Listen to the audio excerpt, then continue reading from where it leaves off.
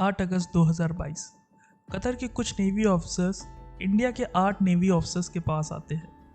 ये Indian navy के retired officers Qatar की एक डिफेंस कंपनी दार ग्लोबल में काम करते थे। कतर के नेवी ऑफिसर्स ने इंडियन नेवी ऑफिसर्स को बताया कि कुछ इमरजेंसी ड्रिलिंग होने वाली है, आपको हमारे साथ चलना होगा। और बिना कोई इन्फॉर्मेशन मिले इंडियन नेवी ऑफिसर्स उनके साथ चले जाते हैं और उसके बाद वो ऑफिसर्स आज तक घर लौट के आ नहीं पाए।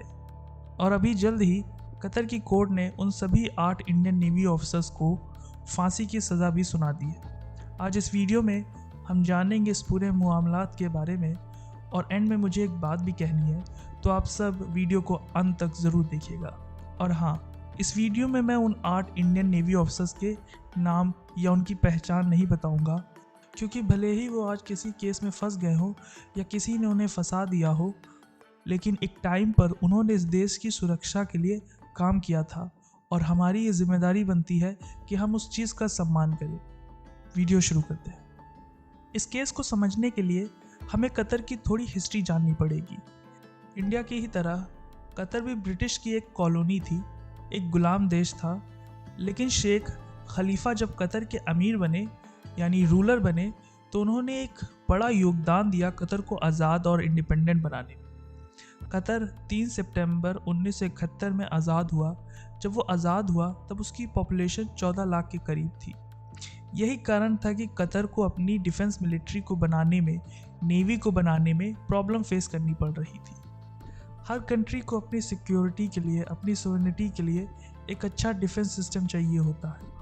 हालांकि कतर एक काफ़ी अमीर देश है, जहां हर एक व्यक्ति की इनकम पर कैपिटा इनकम के अकॉर्डिंग इंडियन रुपीज़ में 51 लाख होती है। इसकी अमीरी के पीछे सबसे बड़ा रीज़न है कतर के पास नेचुरल ऑयल और गैस का रिजर्व होना।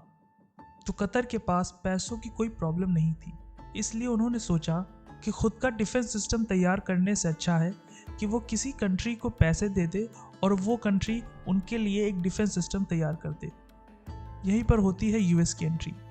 1990 के अराउंड गल्फ वॉर शुरू हुआ था। यूएस को ज़रूरत थी लैंड की, ताकि वो इराक से वॉर कर सके। तब कतर उसे वो लैंड देती है और बदले में उनके बीच समझौता होता है कि यूएस कतर की डिफेंस सिस्टम को तैयार करने में हेल्प करेगा। 2003 में यूएस अपना एक यूएस मिलिट्री का सेंट्रल हेडक्वार्टर भी बनाता है कतर में, जिससे वो मिडिल ईस्ट, सेंट्रल एशिया और साउथ एशिया की मिलिट्री एक्टिविटी को मैप भी कर सके। ऐसी ही कई डेवलपमेंट होती है कतर में, जिसमें वो अपनी डिफेंस सिस्टम के लिए मशीनरीज और इक्विपमेंट्स को आउटसोर्स कराती है कुछ कंट्रीज़ और फर्म से। ऐसी एक फर्म थी कतर में जिसका नाम था दरा global technology and consultancy services.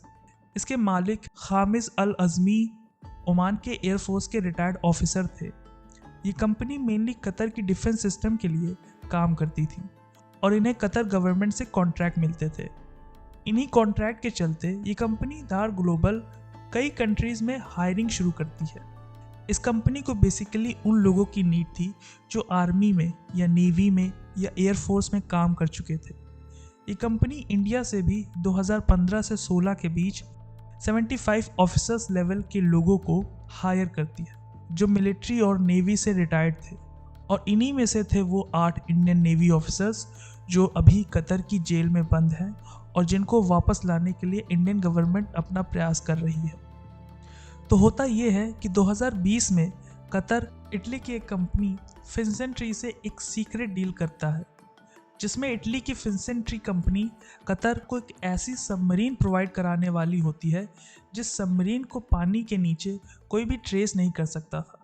काफ़ी हाईटेक सबमरीन थी और यही हाईटेक सबमरीन को कतर अपनी नेवी में लाना चाहता था। और यहाँ पे रोल आता है इजराइल का। इजराइल एक काफ़ी डेवलप और हाईटेक कंट्री है।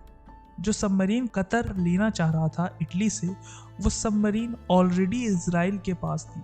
लेकिन इजराइल इस रीजन में अपना दबदबा बनाए रखने के लिए नहीं चाहता था कि ये सेम सबमरीन आसपास के किसी और कंट्री में भी हो, और इसी के वजह से इजराइल नहीं चाहता था कि ये सबमरीन कतर के पास भी आए। ये बात कतर ने ऑफिशियली नहीं कही, लेकिन उनकी मीडिया से यही बातें सामने आई हैं। और इसी के चलते कतर के कुछ ऑफिसर्स का शक जाता है इन 8 इंडियन रिटायर्ड नेवी ऑफिसर्स पर कि ये लोग कतर और इटली की कंपनी के बीच जो ये सबमरीन की डील चल रही थी, इसके कुछ डॉक्यूमेंट और सीक्रेट लीक किए हैं इजराइल को। कतर ने दावा किया है कि उनके पास फुल प्रूफ है, ऑडियो रिकॉर्डिंग है इन 8 नेवी ऑफिसर्स के खिलाफ। इंडिया के फॉरेन मिनिस्ट्री ने बताया है कि वो लोग डायरेक्ट कांटेक्ट में है कतर के ऑफिशियल्स के साथ और इंडिया पूरा प्रयास कर रही है कि इन सभी 8 ऑफिसर्स को वापस लाया जा सके बाइज्जत बरी करा के। मैं आपको बता दूं, इंडिया की ही तरह कतर में भी 3 लेवल की कोर्ट होती है, लोअर कोर्ट, हाई कोर्ट और सुप्रीम कोर्ट।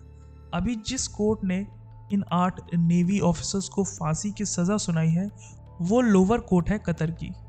तो अभी पूरे चांसेस हैं कि इंडिया इन सभी 8 नेवी ऑफिसर्स को वापस लाने में कामयाब हो जाए। मेरी पिछली वीडियो को आप सभी ने काफ़ी प्यार दिया, लेकिन कुछ लोगों को उस वीडियो से काफ़ी परेशानी हुई।